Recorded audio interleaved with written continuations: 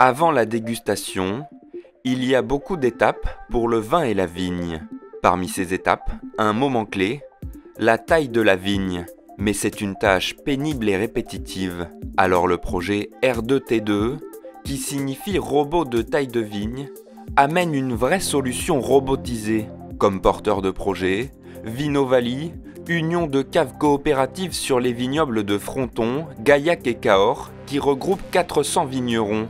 Le projet R2T2 est stratégique pour Vinovalie et ses vignerons car il permet de créer une machine qui va tailler aussi bien que le font les vignerons. Pour ce faire, il faut qu'il arrive à analyser la structure de chaque pied et qu'il arrive à tailler en laissant le nombre de bourgeons souhaités par le cahier des charges des appellations. L'enjeu pour nous est de réduire la pénibilité du travail parce que la taille a lieu en hiver et dans des conditions très difficiles et donc de rendre le métier de vigneron plus attractif pour les générations futures.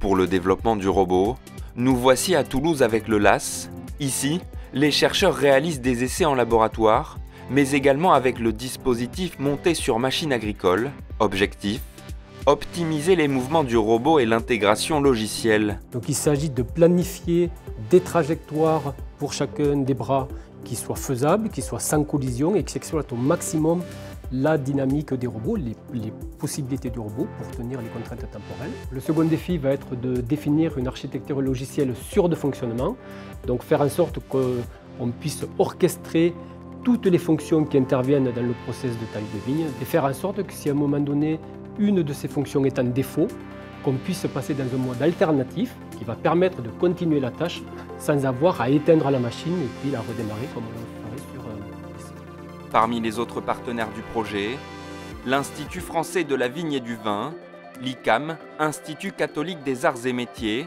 le groupe FLDI pour le prototype, la société ORM spécialisée en traitement des images et pour la diffusion internationale, New Holland. Et alors Nicolas, quelles sont vos ambitions d'un point de vue commercial sur ce robot? Après ce prototype, on va poursuivre nos travaux vers une phase d'industrialisation. Et en parallèle, on va lancer une phase de validation, certification. Au travers de plusieurs campagnes d'essais, pas seulement en France, mais également en hémisphère sud. Même si 75% de nos ventes sont faites en Europe, on va quand même aller au-delà, États-Unis, Australie, Afrique du Sud.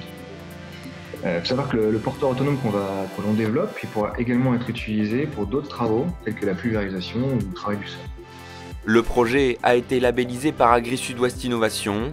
Son budget, 3 millions d'euros avec 1,4 million de subventions. C'est un projet qui arrive à point nommé pour une viticulture et qui a besoin cette année de se relancer. Et ce projet qui apporte une véritable rupture technologique et qui va permettre de passer du sécateur finalement à la robotisation de la taille de la vigne et j'en suis certain apporter beaucoup à nos amis viticulteurs dans nos deux grandes régions viticoles qui à elles deux pèsent 50% du vignoble français. Et bravo à Agri-Sud-Ouest Innovation pour l'ambition qu'il porte à travers ce projet de robotisation pour nos deux régions et l'ambition agricole qu'on doit soutenir toutes et tous. Le projet R2T2 s'inscrit parfaitement dans la stratégie du pôle à travers son domaine d'innovation prioritaire excellence opérationnelle des fermes et des usines. Dans un objectif de très haute qualité de taille et de rentabilité du robot, nous avons participé à l'élaboration du projet, à la structuration du consortium pour répondre aux enjeux de la coopérative et de ses viticulteurs. Nous avons pour cela réussi à fédérer des entreprises de l'aéronautique et du spatial. Et je voudrais aussi souligner qu'Agri-Sud-Ouest Innovation est aussi très impliqué dans le développement d'une filière robotique agricole avec RobAgri, une structure nationale dont nous sommes administrateurs et membres fondateurs. Et le monde viticole attend beaucoup de cette innovation, avec un robot ultra performant d'une capacité de taille de 1 hectare à 1,5 hectare par jour.